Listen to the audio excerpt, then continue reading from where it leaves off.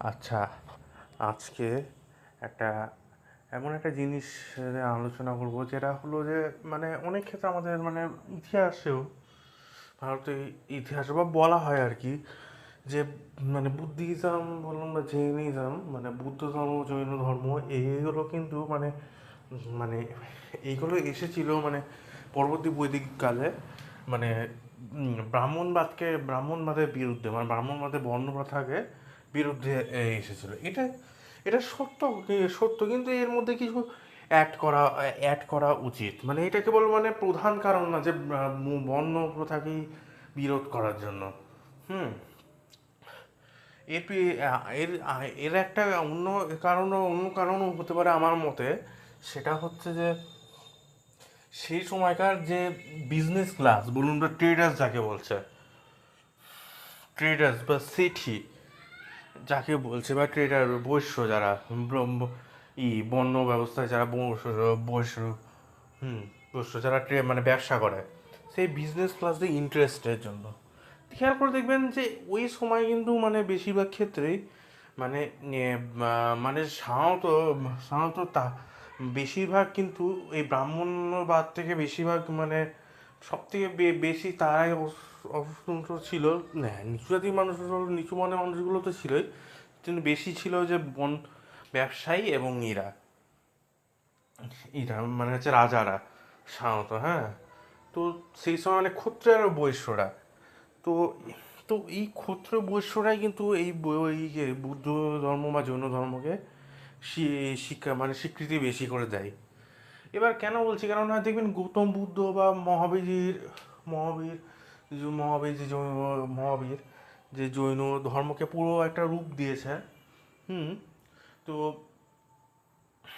তো ওই গৌতম বুদ্ধ যে বৌদ্ধ ধর্ম বৌদ্ধ ধর্মকে করেছে, স্থাপনা করেছে, বা মহাবীর জৈন যে জৈন ধর্মকে একটা বড় রূপ দিয়েছে, তারা কিন্তু প্রত্যেকে কিন্তু ক্ষত্রিয় ওই সমাজ থেকে আসে, মানে ক্ষত্রিয় সমাজ থেকে আসছে, তারা কিন্তু ওই ক্ষত্রিয় সমাজ থেকে আসছে। হুম এবং তারা কিন্তু এটা মানে তাদের যদি আপনি মানে দেখবেন যে বুদ্ধিজম বা বৌদ্ধ ধর্ম বা জৈন ধর্মের যে আদর্শগুলো বা দেখবেন ওটা কিন্তু খুব মানে ভালোভাবেই কিন্তু মানে একটা বিজনেস করার এনভায়রনমেন্টকে কিন্তু সার্ভ করে। দেখবেন সাধারণত এটা বলছে যে বিজনেস করছি, বিজনেসই করা সার্ভ করে, যেমন ধরেন সত্য কথা বলা, অহিংসা না করা, বা সত্য কথা বলা, অহিংসা না করা, রাইট নলেজ মানে বলতে গেলে একটা কি অনেস্ট থাকা, অহিংসা না করা, হুম বা নিজের উপর একটা সেলফ কন্ট্রোল রাখা, বা ডিজায়ারের উপর এগিয়ে মানে ডিজায়ার বিরুদ্ধে মানে কোনো মানে ডিজায়ারের বিরুদ্ধে একটা মানে মানে সেলফ কন্ট্রোল রাখা, সেলফ কন্ট্রোল রাখা, এইগুলো এইগুলো কিন্তু মানে এই ধর্মগুলো সাধারণত মেনলি এই কথাগুলো বলে। তারা অবশ্য হ্যাঁ বর্ণ ব্যবস্থাকে পুরোপুরি ডিসম্যান্টেল করে। হুম কিন্তু কিন্তু এখানে দেখবেন কিন্তু বেশিরভাগ কিন্তু এই জিনিসগুলো আপনি যদি মনে করেন, এই জিনিসগুলো সাধারণত খুব ভালো ফেভার করেছিল বিজনেস ক্লাস বলুন বা ক্ষত্রিয়দেরকে। হুম বিশুদ্ধ জৈন ধর্ম তো খুবই করে, বুদ্ধ ধর্মও একই। তাই এবং এটা হ্যাঁ কারণ কেন বলছি, কারণ সেই সময় দেখবেন ওই বৈদিক যুগ থেকে পরবর্তী বৈদিক যুগে অ্যানিমাল স্যাক্রিফাইস খুবই হচ্ছিল, পশু বলি যাকে বলে। এই পশু বলির জন্য কিন্তু মানে একটা রাজার ক্ষেত্রে মানে ব্রাহ্মণের প্রাধান্য খুব বাড়ছিল এর কারণে।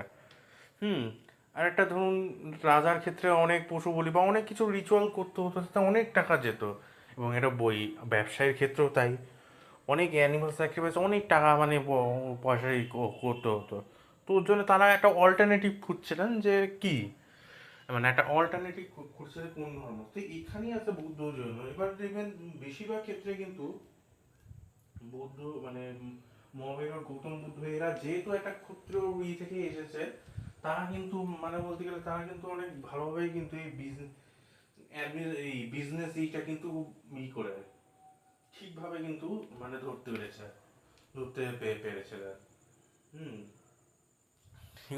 মানে বিজনেসে মানে একটা বিজনেস এনভায়রনমেন্ট মানে তাদের আইডিওলজি ইনডাইরেক্টলিভাবে কিন্তু বিজনেস এনভায়রনমেন্টের জন্য খুব ভালো একটা ব্যবস্থা করে দিয়ে গেছে।